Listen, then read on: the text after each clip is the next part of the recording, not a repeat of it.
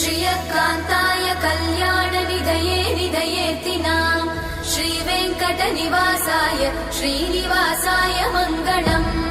लक्ष्मी सविभ्रमालोकसुभुविभ्रमचक्षुषे चक्षुषे सर्वलोकानां वेङ्कटेशाय मङ्गलम् श्रीवेङ्कटाद्रिशृङ्गाग्रमङ्गलाभरणाङ्गये मङ्गलानां निवासाय श्रीनिवासाय मङ्गलम् सर्वावयव सौन्दर्य सम्पदा सर्वचेतसां सदा सम्मोहनायास्तु वेङ्कटेशाय मङ्गलम् नित्याय निरवध्याय सत्यानन्द चिदात्मने सर्वान्तरात्मने श्रीमद् वेङ्कटेशाय मङ्गलम् स्वतः सर्वविदे सर्वशक्तये सर्वशेषिने